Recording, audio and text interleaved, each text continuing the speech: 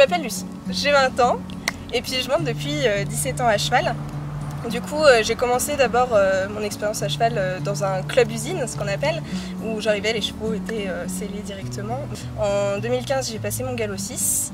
Et ensuite, j'ai continué en club, mais avec un poney avec qui on faisait des concours, etc. Donc j'ai fait du CSO et ensuite du CCE en club 2. Alors mes impressions du club, ça a été que je me suis vraiment éclatée dans mon deuxième club parce que c'était très familial, c'était vraiment sympa. Ce qui m'a le plus plu, ça a été de travailler justement ce cheval pendant 2 ans où on a pu vraiment avoir une relation et c'est ça qui m'a mené justement à prendre une DP. C'est que quand j'ai arrêté le club, en fait, je me suis décidée de me lancer dans une relation un peu plus approfondie avec un cheval. Je disais que ça m'avait mené à prendre une DP parce que justement, j'ai arrêté de monter ce poney, étant donné que ma coach a décidé qu'on était allés assez loin tous les deux et c'est ça qui m'a vraiment fait de la peine. Du coup, pour combler un peu ce vide, je me suis dit qu'il était temps que je prenne une demi-pension sur un cheval de propriétaire qui venait d'arriver justement dans mon club. Donc Tango que j'ai gardé 2 ans et c'était vraiment hyper enrichissant étant donné que du coup j'ai vu une autre part de l'équitation, notamment le travail à pied. C'est là que j'ai découvert le travail à pied, même si on était un peu débutant là-dedans. J'entamais mes études supérieures, ce qui fait que du coup j'avais moins de temps pour venir au club et que du coup il me fallait des horaires plus flexibles et l'ADP m'offrait ça parce que j'avais pas de cours prédéfinis. Suite à ça, Tango est parti du club, du coup je me voyais pas de prendre un autre cheval. J'avais pas l'envie et finalement ça m'a manqué tout de suite après. Du coup j'ai trouvé une DP plus près de chez moi maintenant que je suis sur Lyon pour mes études. Et donc maintenant je monte Bella. C'est là que la DP, le sujet de la DP arrive parce que il faut d'abord bien se renseigner, que ce soit sur le cheval, sur la propriétaire.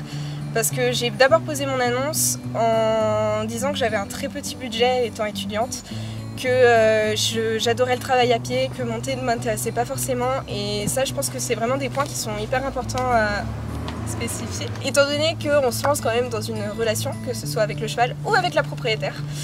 Parce que on peut prendre un cheval en demi-pension parce que le cheval nous plaît, mais peut-être qu'on n'aura pas la même vision des choses quant à la monte, à la façon de s'occuper du cheval. Donc ce que je préfère dans les DP, c'est que justement on peut avoir des choix à faire, on peut choisir le cheval qui nous plaît et en même temps on n'a pas toutes ces contraintes d'argent et de temps quand on a un cheval à nous, parce que moi c'était ça surtout qui me manquait, c'était du temps et de l'argent et que je voulais pas prendre un cheval sachant que je pouvais pas l'assumer. La DP c'est aussi une assurance, notamment quand on ne peut plus avoir le temps de monter à cheval. Si par malheur je ne peux plus, au moins la Bella a toujours sa propriétaire et pourra toujours trouver quelqu'un d'autre pour l'aider. Il y a surtout aussi beaucoup de demandes, notamment des propriétaires, parce que justement il y a beaucoup de gens qui n'ont pas beaucoup de temps et où même des fois j'ai eu le cas de propriétaires qui ont besoin d'aide pour le travail, qui ne savent pas comment s'y prendre et qui n'ont pas du tout les bases et du coup ça c'est vraiment très intéressant. Les points négatifs c'est que je dis par exemple qu'on a une assurance si on ne peut plus les assumer, mais ça reste quand même un engagement parce que pour certains on a un contrat, des fois non. Moi je n'ai pas de contrat avec la propriétaire de Bella, mais c'est parce qu'on a une confiance mutuelle, mais ça reste quand même un engagement. C'est aussi parfois compliqué de se mettre d'accord avec la propriétaire, notamment sur les jours de monte, sur les jours de travail ou non. Il y a des fois on va faire des grosses séances et du coup la propriétaire pourra pas forcément travailler son cheval le lendemain ou inversement et du coup ça peut porter un peu préjudice à quelqu'un dans la relation étant donné que on vient 3 fois par semaine. Enfin personnellement je viens 3 fois par semaine et si les 3 fois à chaque fois la propriétaire fait une grosse séance, moi au final je me retrouve avec un cheval où je vais juste lui faire les soins et j'adore faire les soins du cheval, mais si je paye c'est aussi pour pouvoir faire un peu plus quoi. Un des points aussi négatifs, c'est qu'on peut être bloqué, notamment quand le propriétaire part en vacances avec son cheval. C'est ce qui m'est arrivé où Bella est partie 2 semaines en vacances et moi je me suis retrouvée 2 semaines sans cheval, mais après ça c'est un accord à mettre ensemble. J'ai quand même payé la moitié de ma demi-pension étant donné que j'avais 2 semaines en moins, donc c'est normal. Et puis le point le plus dur sans doute c'est l'attachement. Parce que quand on s'attache à un animal, ce qui est normal surtout pour les passionnés de chevaux j'imagine, quand on ne s'en occupe plus ou quand il part, c'est toujours difficile. Et une DP, c'est vraiment exclusivement ce cheval. C'est pas comme en club où on va avoir un chouchou, mais on le monte pas tout le temps. Enfin voilà, c'est une autre relation et du coup c'est très compliqué de devoir laisser partir. Alors très important, je trouve, dans les DP, c'est la communication avec le propriétaire. Personnellement, j'envoie très régulièrement en fait. À chaque fois que je vais voir Bella, j'envoie un résumé de ma séance, que ce soit juste des gratouilles ou que ce soit une vraie séance de dressage ou une balade, je raconte tout ce qui s'est passé. Alors la relation avec le cheval est complètement différente, de toute façon on le voit bien d'un humain à un autre. Hein. Et que je pense pour certaines personnes ça peut être un frein parce qu'on veut justement pas s'attacher.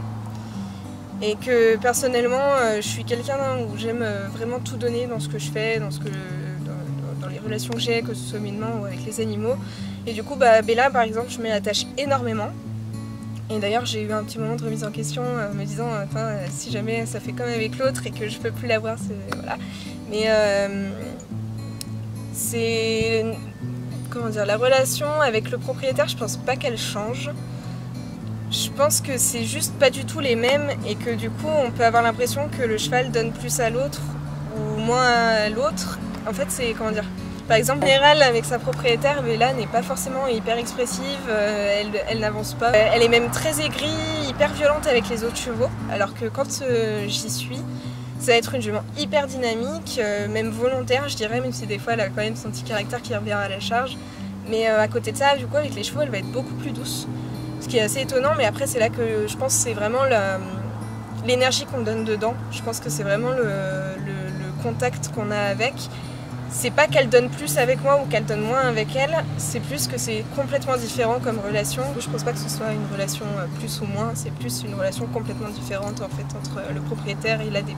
Au tout début, le travail à pied, elle m'avait montré ce que Bella savait faire, elle était vraiment calée dessus, sauf que c'est des codes vraiment très précis.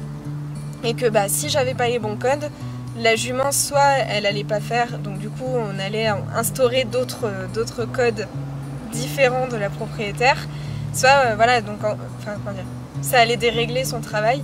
Et du coup par exemple elle m'avait reprécisé une fois, tu feras attention, la jambette c'est au niveau du genou, avancer c'est au niveau de l'épaule, le campo c'est au niveau de machin, et voilà, elle me précise bien parce que si je me trompe, ça peut avoir une répercussion sur le travail qu'elle a avec sa jument.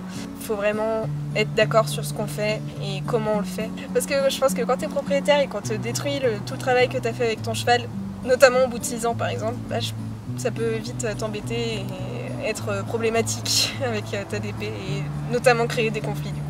Personnellement, la finalité ce serait que j'ai mon cheval, ça c'est sûr, je pense que c'est le rêve de tout le monde. Mais je pense que la DP c'est quand même une belle transition. Notamment pour les gens qui sont en club, qui veulent se lancer. La demi-pension, ça m'a vraiment fait prendre conscience des responsabilités que ça avait, du temps, de l'énergie, de l'argent que ça impliquait. Et que du coup, je veux bien continuer les DP par exemple pendant mes études, etc. Mais c'est sûr que voilà, je veux dire, tout le monde rêve d'avoir son cheval et donc dès que je pourrais assumer un cheval, pourquoi pas en prendre un. Mais pour l'instant, vu que je peux pas m'empêcher de monter, de côtoyer les chevaux, enfin voilà, je prendrai des DP jusqu'à ce que je puisse en avoir un, ça c'est sûr. Du coup, pour trouver ma DP, moi je suis passée par Facebook, c'est là où j'ai trouvé Bella, mais je suis aussi passée on peut passer par tous les réseaux en soi. Mais sinon, il y a un site qui est vraiment cool qui s'appelle Feed the Horse, placement de produit. Ouais, grave. Feed the Horse, en fait, c'est un peu mythique pour les DP et les chevaux, où en fait, on rentre ses critères, son budget, on se décrit un peu, et en fait, après, les propriétaires ont accès à notre profil, et ça match ou ça match pas. Donc, s'ils trouvent il peut mettre un like sur notre profil, et nous, on peut mettre un like sur le leur si le cheval nous intéresse, et après, on rentre en contact. Donc, ça, c'est vraiment cool aussi. Donc ça me fait penser à Tinder. Ouais, mais c'est exactement ça. Alors les prix peuvent varier. Personnellement, j'ai vu des prix varier de 60 € à 280 € par mois. Oui, ça arrive, 280 € par mois quand c'est des chevaux surprotégés. Mais non, attends, mais pas ça. Ça c'est pas bien. Pardon. Non. Non, c'est des chevaux de chevaux, mais ça faut pas le dire.